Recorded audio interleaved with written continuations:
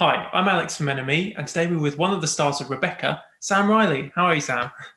Hi, Alex from Enemy. I'm really well. So your character, Jack, is a bit of a slimy bugger. I think it's fair to say at points. Was that really fun to play? It wasn't very difficult, Alex. Let's put it that way.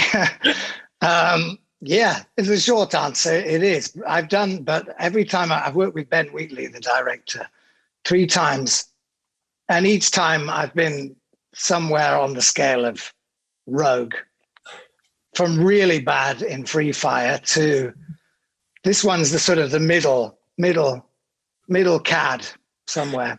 But it's always it's a lot of fun. I mean, it's a beautifully written part, script wise, and the book character. So I had a lot of fun.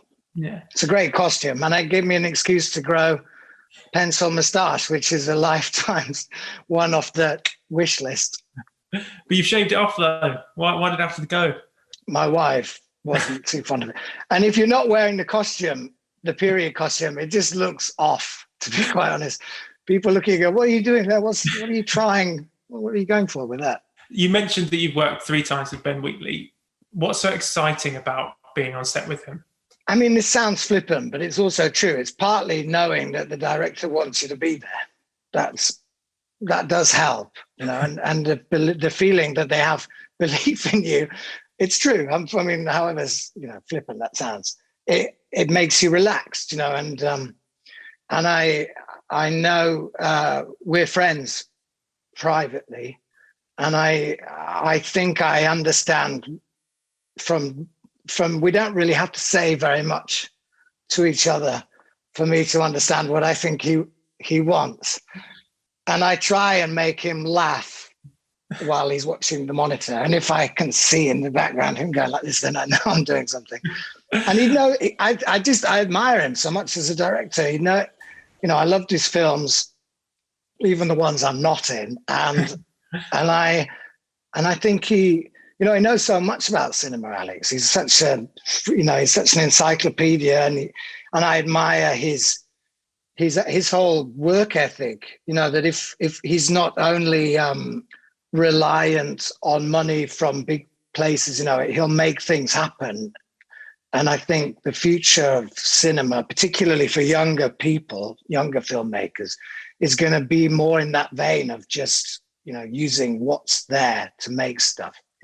Obviously, Enemy readers will know you best for playing Ian Curtis in Control. My band, Alex. Oh, of course. 10,000 things. You gave us the worst review they'd ever given any other band. I think there was only one other band before us that got 1 out of 10. I don't even know what the one was for. The review was that bad. Well, that's what water under the bridge. I must plead ignorance because I doubt I was there. You weren't even born then, Alex. Probably. Yes, but that's true. Yeah, Ian Curtis. Yeah. Yeah. So Ian Curtis in Control. Looking back 13 years, what memory of that film comes to mind first? I think the panic, the fear of playing our first concert scene. When having convinced the director that we should play live and I should sing, and him allowing that just before we started shooting, to then realize that the people they'd employed to play the crowd, they'd found on a Joy Division fan site forum. So we were about to play She's Lost Control to 200 nutters, I mean, one of them had Ian's face tattooed on his chest, which he showed me. And I was absolutely terror-stricken.